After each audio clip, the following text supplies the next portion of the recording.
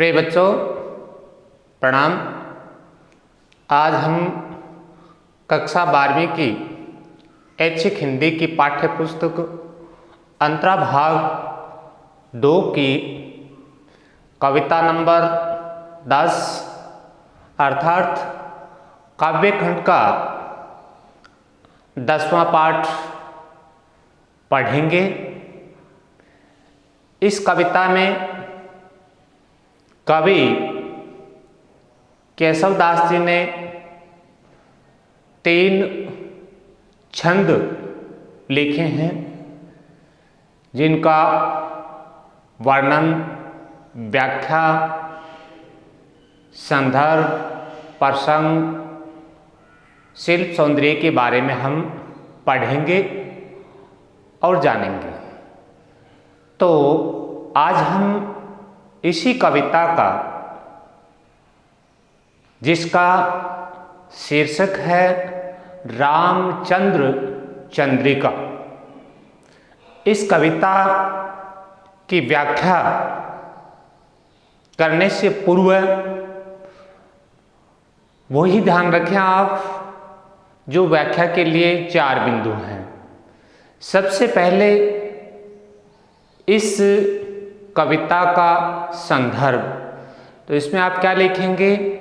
कविता का नाम रामचंद्र चंद्रिका, कवि का नाम केशवदास। इसके बाद नंबर 2 है प्रसंग। प्रसंग में आप क्या लिखेंगे?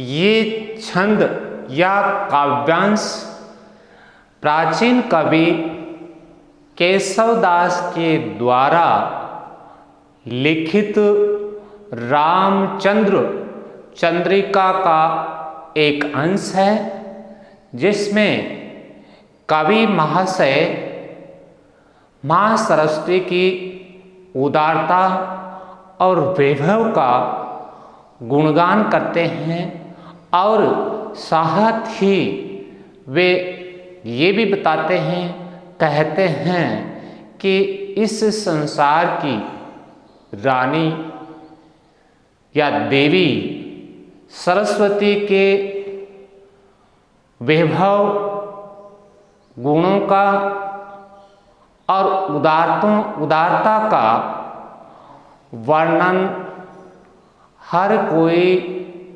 कोशिश करके हार जाता है, लेकिन पूर्ण रूप से उनकी उदारता और वैभव का वर्णन कोई नहीं कर सका। इसके बाद नंबर 3 है इसकी व्याख्या। व्याख्या को हम पढ़ेंगे, लेकिन व्याख्या के साथ साथ प्रत्येक पंक्ति में ऐसे शब्द जो कठिन हैं उनके अर्थ को भी जानेंगे बच्चों। तो आइए आज के इस काव्यांश या इस छंद को पढ़ते हैं और करते हैं इसकी व्याख्या। तो देखिए, श्यामपट पर ये छंद लिखा हुआ है और हम श्यामपट की तरफ चलते हैं। तो पहली पंक्ति है, बानी जगरानी की उदारता बखानी जाए, ऐसी मति उदित उदार कौन की भई। बानी मां सरस्वती के लिए कहा गया है। जगरानी, जग माने संसार, जगत की रानी, देवी। उदारता शब्द जो किसी के प्रति हमेशा अच्छा भाव रखता हो, उदारता। बखानी माने बखान करना, वर्णन करना, उसके बारे में विस्तार से बताना। मति कहते हैं बुद्धि को। उदित प्रकट हुई या प्राप्त हुई, फिर वही उदार कौन की भई। तो कवि केशवदास मां सरस्वती की उदारता और वैभव का वर्णन करते हुए कहते हैं कि ऐसी विस्तृत विकसित बुद्धि किसको दी है या किसे प्राप्त है, जो इस संसार की देवी, इस संसार की रानी की उदारता का वर्णन कर सके, बखान कर सके या उसके बारे में पूर्ण रूप से बता सके। भाव ये हुआ कि माँ सरस्वती की उदारता तथा वैभव का वर्णन कोई पूर्ण रूप से नहीं कर सकता। क्यों नहीं कर सकता? ये हम पंक्ति दर पंक्ति जब आगे बढ़ेंगे बच्चों तो आप साफ साफ या पूर्ण रूप से समझ जाएंगे। तो पंक्ति नंबर 2 में देखिए, देवता प्रसिद्ध सिद्ध ऋषिराज तप वृंद कही कही हारे सब कही न काहू लई। देवता आप सभी जानते हैं, सूर प्रसिद्ध सिद्धि, सिद्धि के कारण प्राप्त प्रसिद्धि वाले लोग, सिद्धियां जो करते हैं, ये भी कह सकते हैं हम सिद्धियों से प्राप्त प्रसिद्धि, सिद्धियां तपस्या और उनसे प्राप्त जो लोग प्रसिद्धि प्राप्त हैं, या इसको आप ये भी कह सकते हैं मुनिगण। ऋषिराज ऋषियों में श्रेष्ठ यानी श्रेष्ठ ऋषि, तप वृंद बड़े बड़े तपस्वी, बहुवचन तप वृंद बड़े बड़े तपस्वी, कही कही 2 बार आने के कारण ये कौन सा अलंकार हो गया? पुनरुक्ति प्रकाश अलंकार, यानी कह कह करके वर्णन कर करके हारे माने हार चुके हैं सब लोग, कही नहीं बता सके, नहीं कर सके, काहू कोई भी ले। तो केशवदास जी के अनुसार देवता, सिद्धियां प्राप्त प्रसिद्ध लोग या मुनि, श्रेष्ठ ऋषि, बड़े बड़े तपस्वी हैं, वो उनकी उदारता, उनके वैभव का वर्णन कर करके, गुणगान कर करके हार चुके हैं, लेकिन फिर भी वो उनकी महिमा का पूर्ण रूप से वर्णन नहीं कर सके।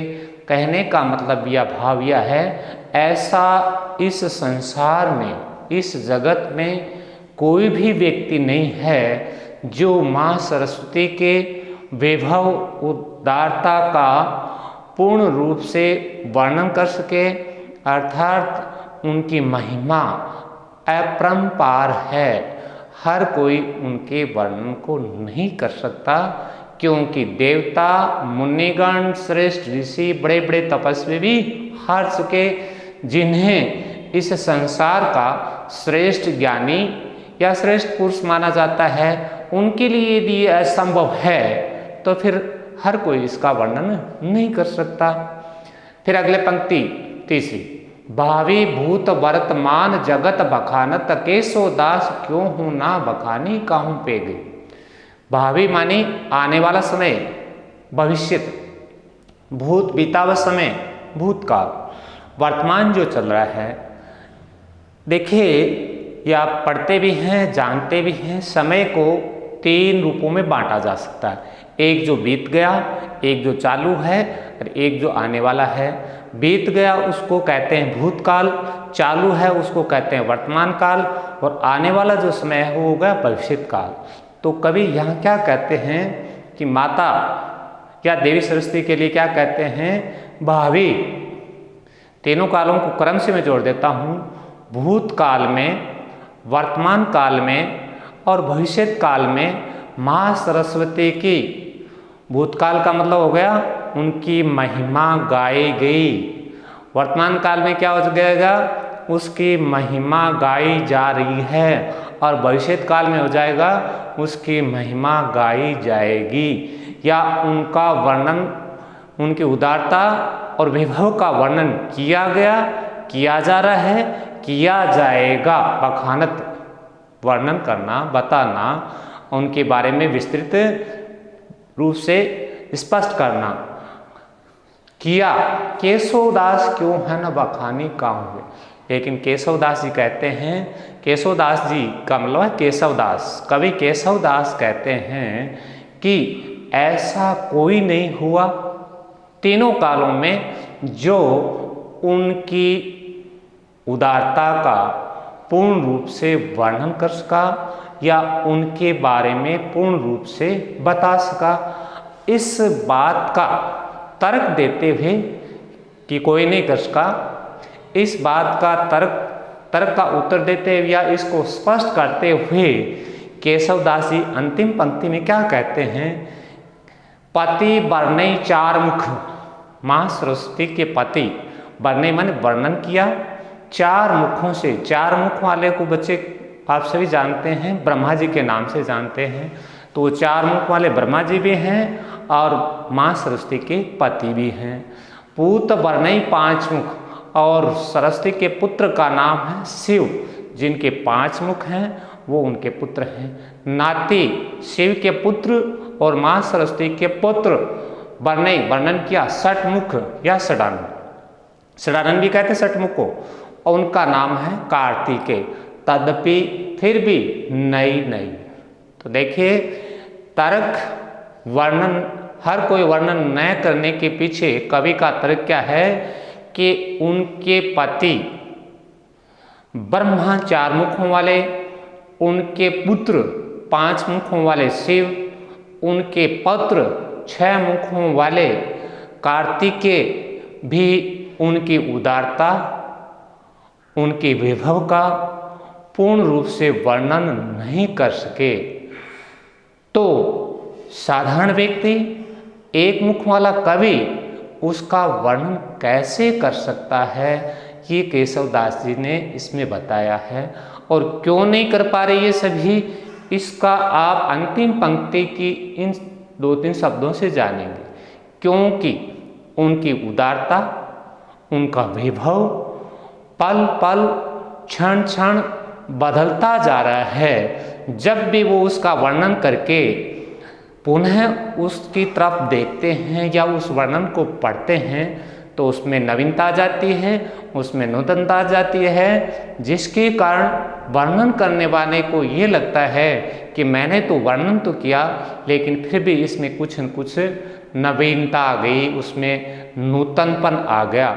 इसी कारण क्या रहा कि माँ सरस्वती की जो उदारता है वो हर पल पल हर क्षण क्षण बदलने के कारण इन सभी लोगों के लिए, ये सभी लोग कौन हो गए, देवता मुनि ऋषि, इसके साथ साथ उनके पति ब्रह्मा, उनके पुत्र शिव और पुत्र कार्तिकेय हैं, वो सब हजार कोशिश प्रयास करने के बाद भी उनका वर्णन नहीं कर सके। तो ये था बच्चों जो रामचंद्र चंद्रिका के अंश में सरस्वती वंदना जो पहला भाग है उसकी व्याख्या, उसका सार हमने पढ़ा। और इसके बाद इस छंद से निकलने वाले विशेष बिंदु या शिल्प सौंदर्य पर हम चर्चा करते हैं।